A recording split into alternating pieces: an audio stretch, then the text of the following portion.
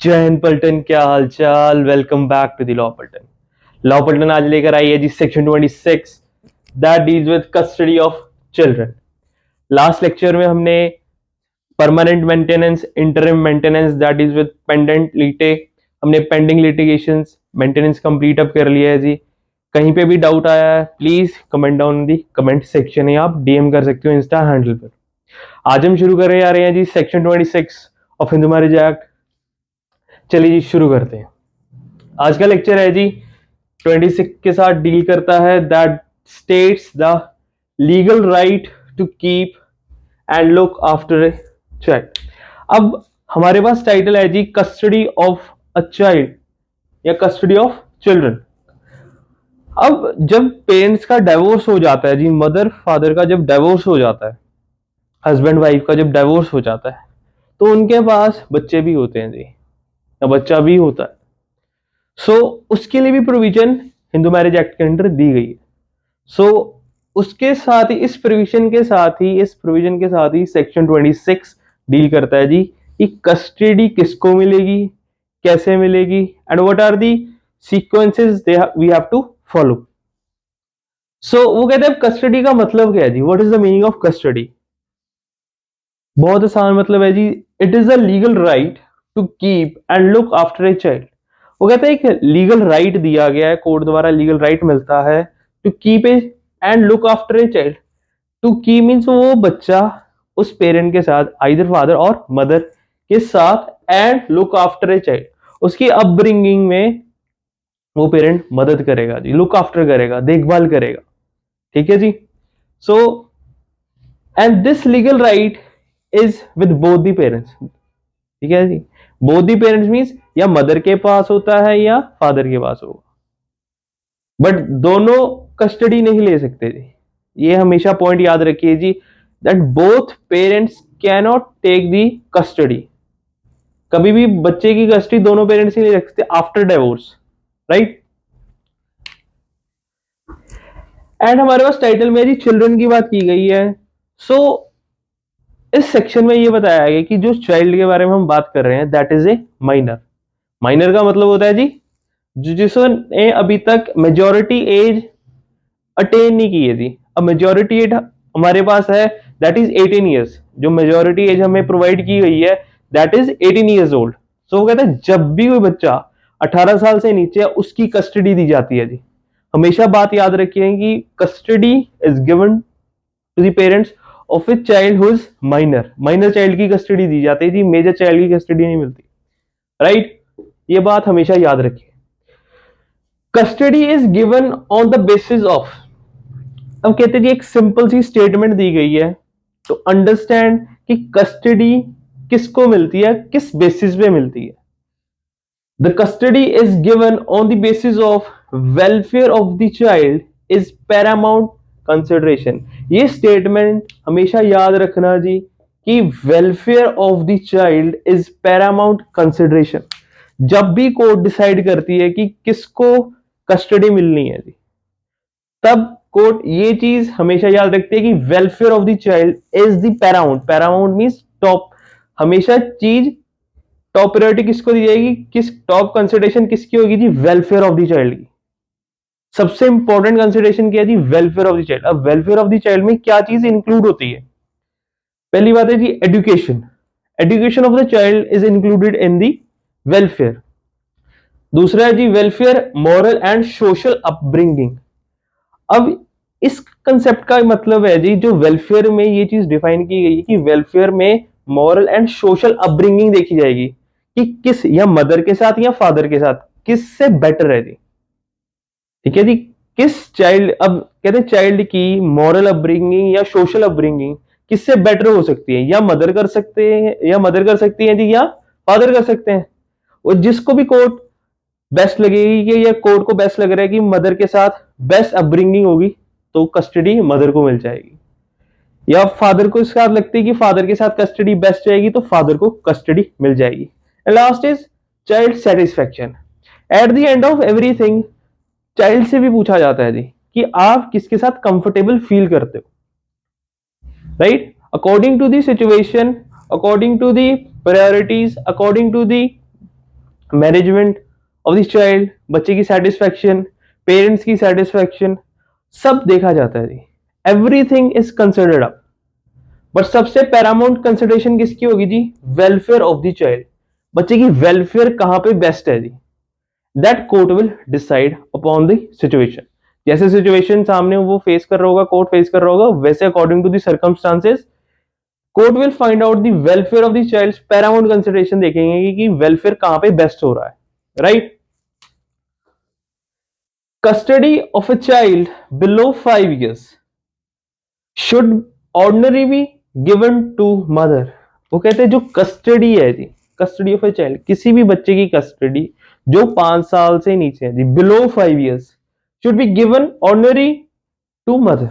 वो कहते हैं जो मदर को आमतौर पर मदर को दी जाती है। मदर को कस्टडी मिल जाती है जी आमतौर पर जब बच्चा 5 साल से नीचे है, जब बच्चे ने 5 साल की एज अभी अटेन नहीं की, राइट? नेक्स्ट चलते हैं जी। If the mother is living unchaste life and neglects the child, वो कहते हैं मदर का ध्यान नहीं है जी बच्चे पे, बच्चे को निग्लेक्ट कर देती है, प्योर लाइफ नहीं जीती जी। अनचेस्ट का मतलब होता है जी not living pure life and neglects the child, she can be deprived of the custody. अब उसको कस्टडी नहीं मिल सकती थी, she can be deprived of. Father को कस्टडी मिल जाएगी, अगर आप बच्चे को निगलेक्ट कर रहे हो तो कस्टडी देने का मतलब ही नहीं बन जाएगा, राइट? अगर कस्टडी हम उस पर्सन को देखते हैं जो बच्चे की देखभाल करे, अपब्रिंगिंग में हेल्प करे, लुक आफ्टर करे बच्चे को, अगर निगलेक्ट ही कर रहे हैं तो कस्टडी फादर को भी दी जा सकती है, राइट?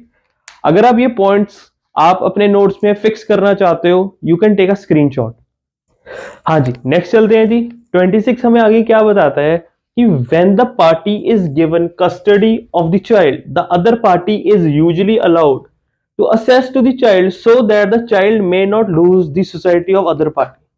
अब कहते हैं जब किसी एक पेरेंट को, दोनों में से किसी एक पेरेंट को कस्टडी मिल जाती है जी बच्चे की, the other party is usually allowed, दूसरी पार्टी को आमतौर पर अलाउ किया जाता है to access to the child so that the child may not lose the society of the other party. वो कहता है कि अब फॉर एग्जांपल मदर को कस्टडी मिल जाती है एंड फादर को विजिटिंग राइट्स मिल जाते हैं जी, कि वो अपने बच्चे से बातचीत कर सके, मुलाकात कर सके, राइट? कि जो बच्चा है उसे मदर साइड भी पता हो, फादर साइड भी पता हो, दोनों मदर एंड फादर उसे अपब्रिंग कर सके, right? For the betterment of the child. बच्चे को ऐसा नहीं लगना चाहिए कि अगर मैं सिर्फ मदर के पास रह रहा हूं तो फादर का मतलब भूल गए, राइट? नेक्स्ट चलते हैं, custody and visiting rights are interlocutory in nature.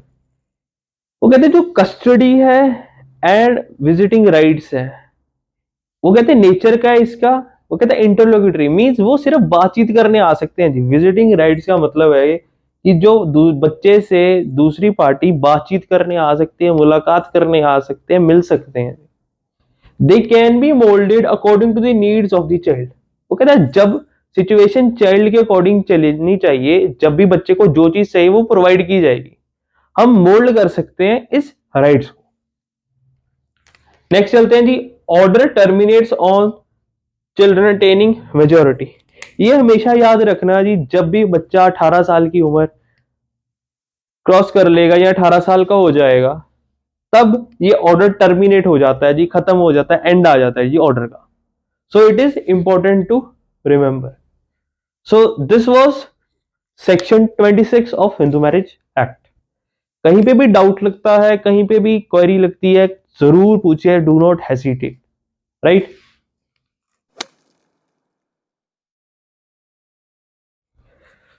हाँ जी बेटा, नेक्स्ट चलते हैं जी 27 पर, that deals with disposal of property.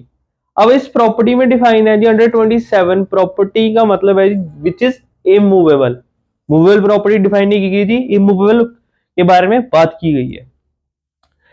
27 क्या बताता है जी, it empowers the court to make such provisions as it deems just and proper of any property which is presented jointly to the spouse at the time of marriage. TUM का मतलब है जी at the time of marriage. अब कहते हैं court to make such provision, court कुछ ऐसी provisions बनाए as it deems just and proper, जैसे उसको ठीक लगे कि प्रॉपर है, जस्ट, फेयर है, for any property which is presented jointly. वो कहते किस प्रॉपर्टी के लिए जो जॉइंटली है, jointly presented to the spouse at the time of marriage. For example husband and wife को जॉइंटली एक जमीन मिली थी, एक लैंड मिला जी, तो उस प्रॉपर्टी की बात कर रहा है जी, राइट। उन प्रॉपर्टीज की बात मिला कि आफ्टर डिवोर्स कि दोनों को कितना हिस्सा मिलेगा, right. Property acquired by couple bye their own efforts during subsistence of marriage isn't included.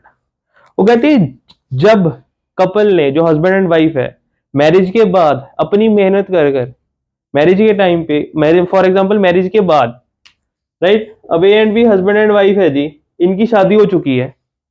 वो कहते हैं अब इन दोनों की शादी होने के बाद उन्होंने अपनी मेहनत से, एफर्ट के साथ जो जमीन खरीदी है जी, by their own efforts acquired is property, जो प्रॉपर्टी एक्वायर की गई है वो इंक्लूड नहीं की जाएगी इस चीज में, उनकी अपनी कॉम्प्रोमाइज होगी तो वो कोर्ट देख सकता है। Recovery of jewellery is not included under 27। ये हमेशा याद रखिए जी, जो ऑर्नामेंट्स हैं, जो ज्वेलरी है, वो अंडर 27 सेक्शन में इंक्लूड नहीं किए गए। कई बार क्वेश्चन आता है कि कौन सी प्रॉपर्टी है, प्रॉपर्टी सिर्फ इमूवेबल इंक्लूडेड है जी, मूवेबल प्रॉपर्टी इंक्लूडेड नहीं है जी under 27, right. So this were the points, these were the statements which defines section 27।